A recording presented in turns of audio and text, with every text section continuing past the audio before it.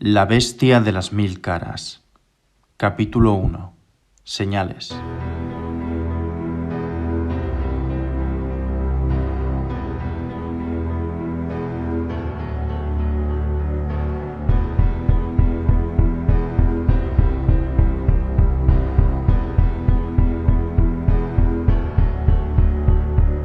Vengo de la tierra del norte, una tierra fría bañada de verde por sus abundantes lluvias.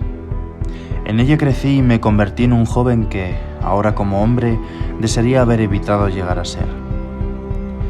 Pero al madurar, supe que debería remediar mis errores y pagar por ellos. Así que cuando mi condena fue presentada, no pude hacer otra cosa que agachar la cabeza. Si deseaba recuperar algo de lo bueno que tuve en algún momento para así poder regresar con mi familia y mis conocidos, debería enfrentarme a una bestia que atemorizaba constantemente a muchos. Hombres y mujeres quedaban sometidos por su poder y no podían escapar de sus garras. Muchos se habían visto en esta situación, aunque yo todavía no lo sabía. Mi viaje sería duro y estaría lleno de sufrimiento. Pasé mi última noche en casa sin poder dormir. De madrugada, preparé mis cosas y me marché. Me llamo Euso, hijo de Naug, de las tierras del norte, y esta es la historia de cómo me enfrenté a la bestia de las 1000 caras.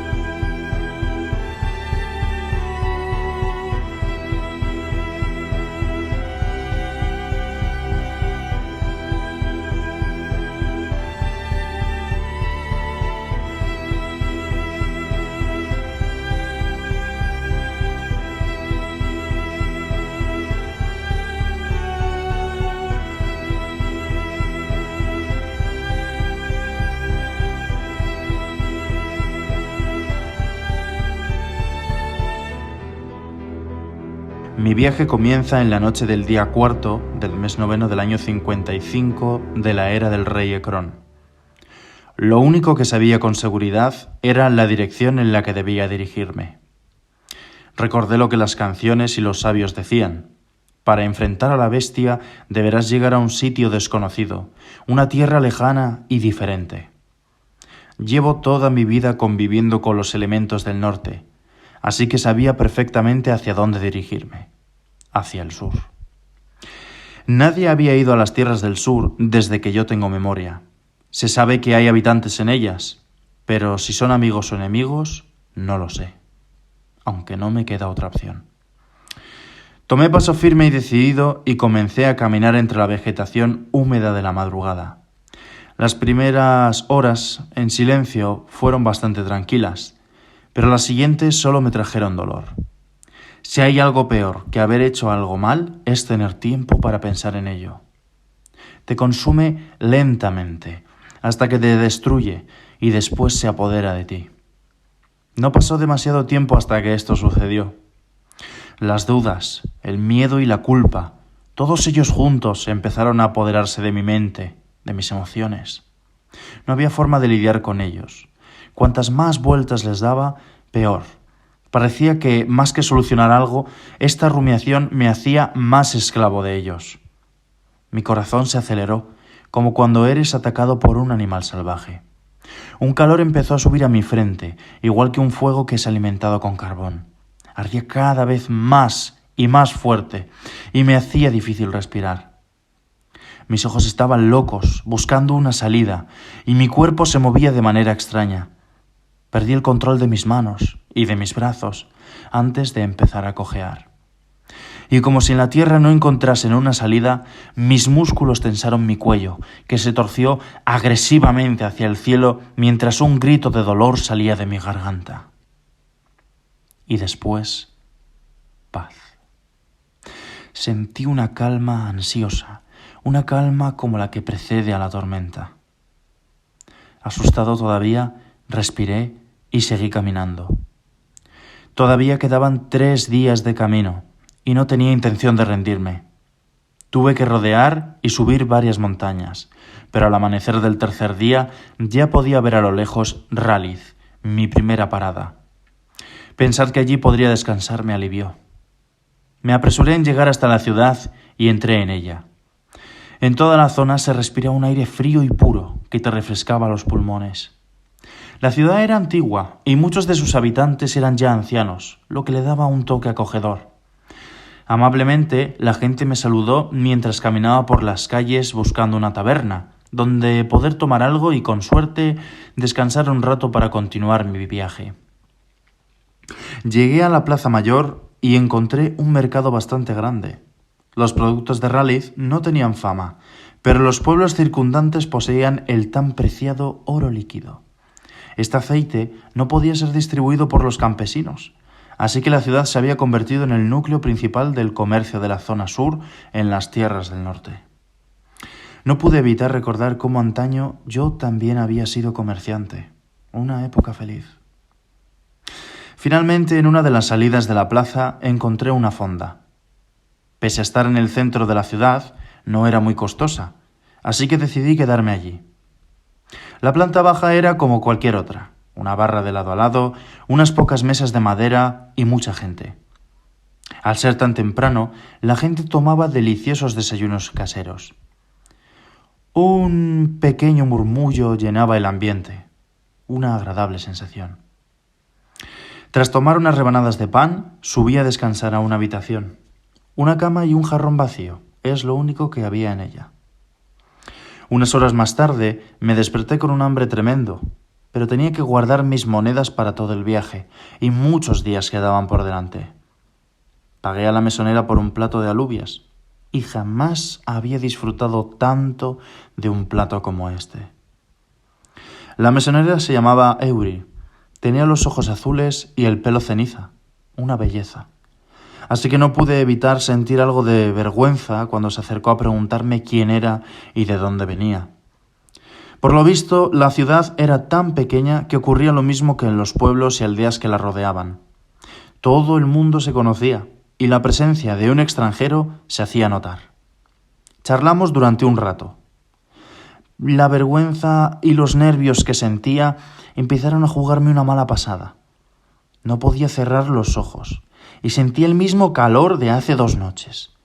No recuerdo mucho de la conversación por culpa de esto, y me preguntaba si acaso este mal era una maldición que alguien a quien había ofendido había pronunciado contra mí. Nunca he sido supersticioso, pero mis pensamientos en cuanto a este calor, este fuego que me quemaba y del que no podía escapar, cada vez eran más difusos. Eury notó que algo sucedía y decidió dejarme para que pudiese estar tranquilo. No sabe cuánto se lo agradezco. Después de este episodio, decidí marcharme cuanto antes. Recogí mis cosas y fui a despedirme de ella, pero noté cómo empezaba a quemarme nuevamente. Así que me resigné y atravesé la puerta sin poder mirarla. Ya estaba llegando a la puerta de la ciudad cuando una voz me llamó desde lo lejos. Sorprendentemente, era Eury. Traía una bandolera de cuero llena de pan y un poco del tan preciado aceite. Si me había sorprendido viniendo, más me sorprendió lo que me dijo. Veo en tus ojos a un hombre que lo ha perdido todo y busca la redención. Lo sé porque es el mismo rostro que mi padre tenía antes de marcharse al sur. Hizo una breve pausa, me acarició la mejilla y continuó. Buena suerte. Se dio la vuelta y no esperó una respuesta. Apenas nos conocíamos, pero había podido mirar a través de mí y había visto la pesada carga que llevaba. Sus acciones estaban motivadas por una empatía tan sincera que me animaron durante los siguientes días que duró mi viaje hasta la siguiente ciudad, Rao, la tierra de las viñas. Rao no era desconocida para mí. Había pasado tiempo visitándola cuando era niño. Amigos de tierras lejanas vivían en ella, así que era habitual ir un par de veces al año. Pero esta vez era diferente. No tenía ganas de verlos, porque no me sentía con las fuerzas de mantener siquiera una conversación. Cada vez que intentaba algo como esto, el fuego aparecía y empezaba a comportarme de manera extraña, así que prefería no sufrir y estar solo. Tenía por delante un viaje de 10 días. Por suerte, el camino hacia Rao es más llano. Cuanto más te acercas a la ciudad, más viñedos observas. La maestría de sus artesanos es conocida en todo el país Y con razón. Sus vinos son de una calidad excelente. Envidiaba a los trabajadores que, sin saberlo, disfrutaban de una jornada de trabajo en paz. Hacía tiempo que yo no era capaz de lograr algo tan simple. Cuando iba a trabajar, cuando quedaba con mis compañeros o cuando estaba disfrutando de algo, aparecía una sensación extraña, como de desagrado, una sensación incomprensible, ilógica, que yo no deseaba, pero aparecía y tomaba el control de mis emociones. En aquel tiempo no lo sabía, pero soy un afectado.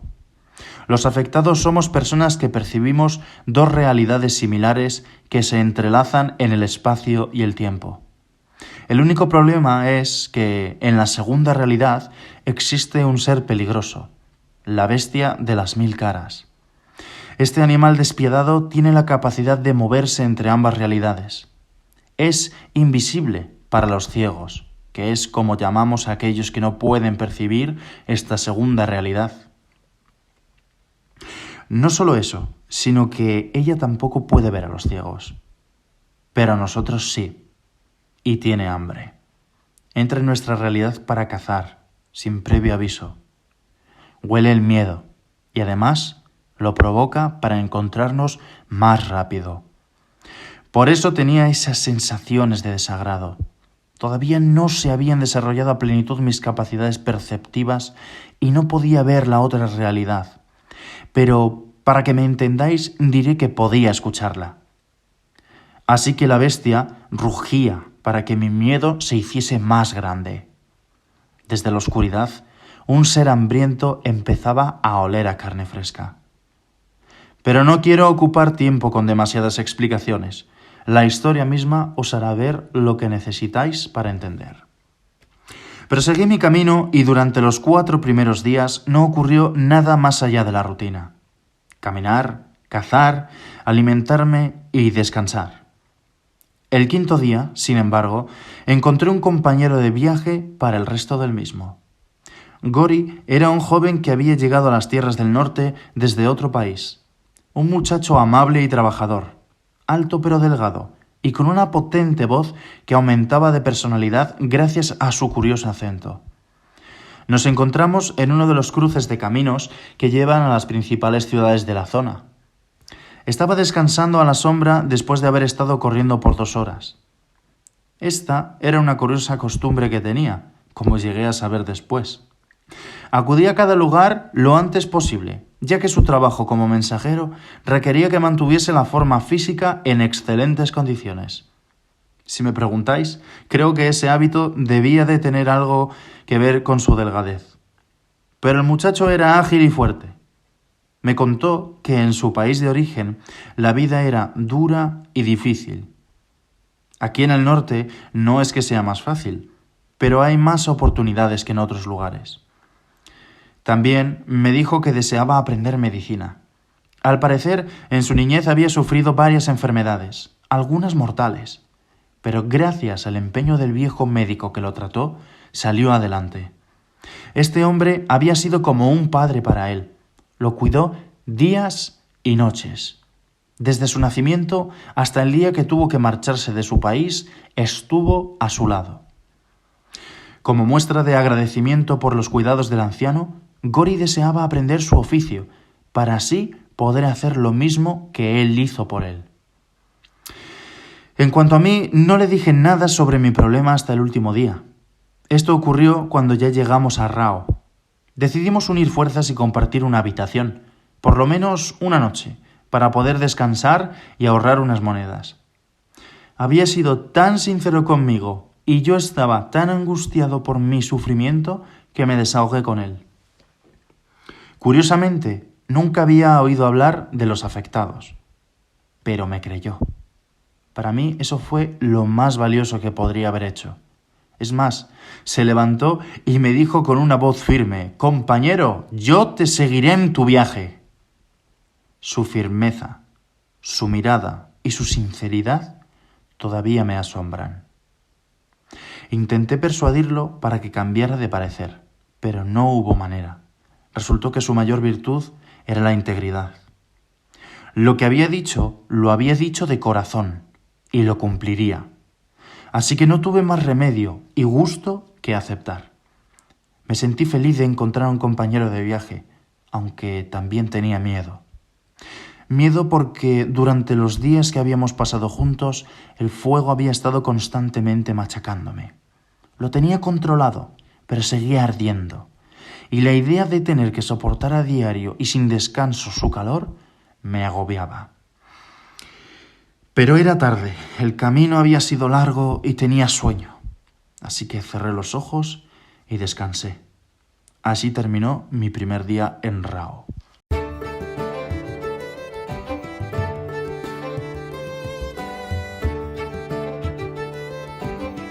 A la mañana siguiente decidimos tomarnos el día con calma. Descansamos hasta tarde en la mañana y nos levantamos con la esperanza de encontrar un lugar donde tomar una comida. Esta vez sí que íbamos a poder disfrutar de una buena comida, pues si el vino de esta tierra tenía fama, también aportaba unos generosos ingresos a la misma, que hacían que la vida fuese de mayor calidad, a un coste menor. No por nada se conocía a Rao como la ciudad de los pobres ricos. Su sólida economía, mantenida durante años por la administración local, hacía que nadie pasara hambre. Todos tenían acceso a los manjares propios de la tierra, y los extranjeros no eran una excepción. No perdimos tiempo y fuimos rápidamente a una tasca donde servían vino hecho en la misma propiedad del dueño. Excelente y delicioso. Lo disfrutamos como nunca, tras días y días viviendo de la caza. También pudimos probar los ricos platos elaborados con los mejores productos de la tierra. Sobre todo, destacaba la cantidad de hortalizas y verduras que servían. Los tomates rojos, el aceite traído de la propia Ralith, los ajos y el resto de alimentos que nos sirvieron tenían un sabor superior. Aún se me hace la boca agua cuando pienso en ellos. Aunque no habíamos gastado mucho, vimos oportuno buscar un empleo durante unos días. Yo apenas tenía dinero para 2 semanas de comida y alojamiento, y mi compañero para unos pocos días más. Encontramos lo que buscábamos en una bodega, como no podía ser de otra forma. La fuerza de Gori y mi habilidad para mantener controlado el fuego nos permitieron trabajar durante un mes. Después decidimos que teníamos lo suficiente para llegar a las siguientes ciudades. Incluso podíamos comprar 2 caballos. La última noche que pasamos en Rao, me armé de valor y fui a visitar a mis amigos. Llevaba varios días dándole vueltas al asunto y empezaba a sentirme mal por no ir a verlos. No quería herir sus sentimientos, pero tenía miedo de que alguna emoción avivase el fuego y perdiese de nuevo el control. Esta encrucijada me obligó finalmente a ir.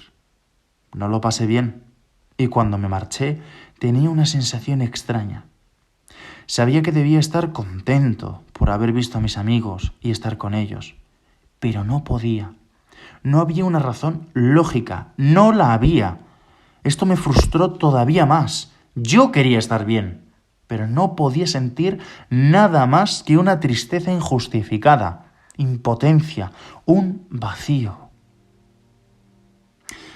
Cuando llegué al alojamiento, mi compañero estaba leyendo un libro, Iniciación a la Medicina.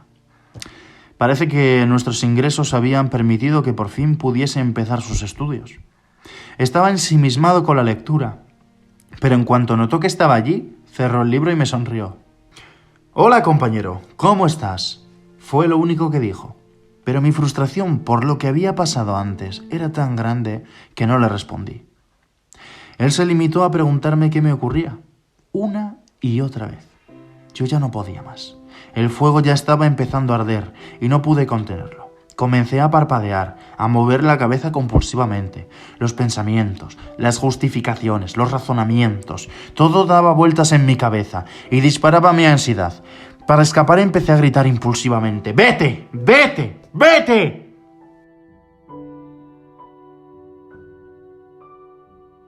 Frío. Noté una sensación de líquido frío cayendo desde mi cabeza hacia el cuello.